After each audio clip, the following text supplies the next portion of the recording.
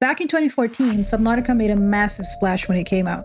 An underwater survival game that redefined the genre. No guns, just submarines, oxygen tanks, and fear. It was beautiful, eerie, and full of depth, both literal and narrative. For many players, Subnautica didn't just innovate underwater exploration, it redefined survival horror. Sure, it had its fair share of sea monsters and bitey things in the dark, but often the scariest part wasn't what you saw, it was what you heard.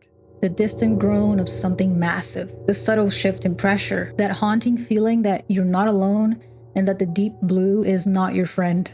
This planet isn't your home. It's cold, it's vast, and it can be very, very hostile. By 2021, it had reeled in the attention of Krafton, the publisher of Inzoi and PUBG, who decided to acquire Unknown Worlds, which is the studio behind Subnautica. They bought the studio, and within the contract that they signed, there was a whopper clause, a $250 million bonus if the devs hit like certain revenue targets by the end of 2025. And that bonus wasn't just aimed at the executives of Unknown Worlds.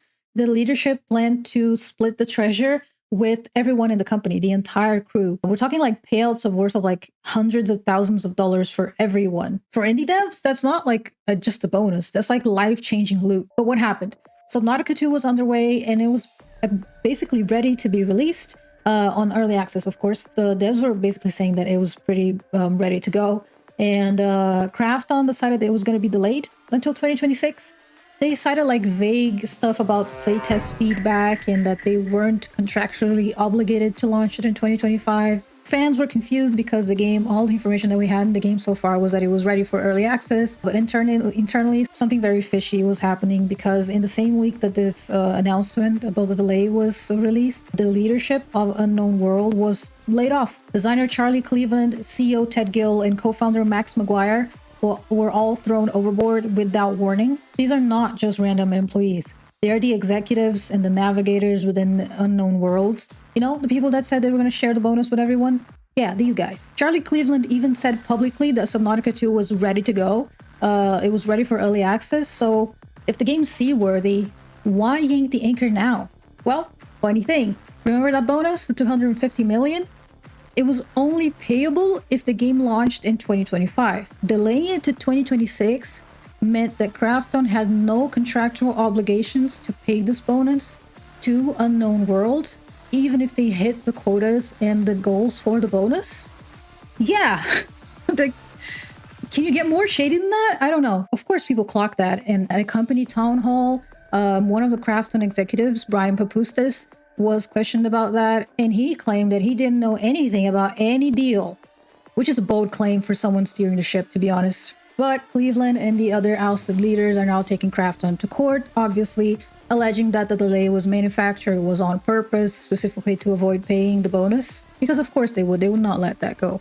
And since then, probably because of the backlash and also because of the lawsuit that is going on right now, Krafton has tried to patch the hole, and they extended the bonus deadline into 2026, as they should, and promised to actually advance some of the money from the bonus and profit sharing funds to employees this year. Everybody knew that Subnautica 2 was going to be a hit. So now we got a lawsuit brewing, a delayed game, and a studio adrift without its main heads, its main leaders. The good news is that, as far as we know, Subnautica is mainly ready for early access, so it's not like something, they're not going to pull the plug on the game or the game's not ready yet or anything. The delay seems pretty much out of interest of Krafton.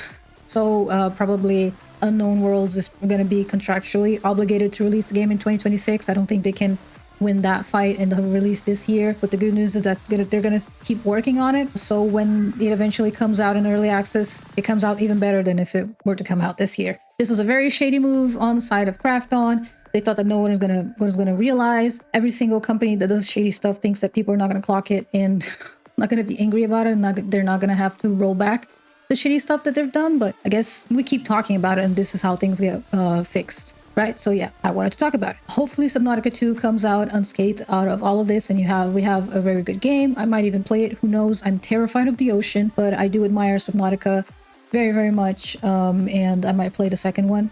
If you guys like, let me know. Check out some other videos that I'm worked on.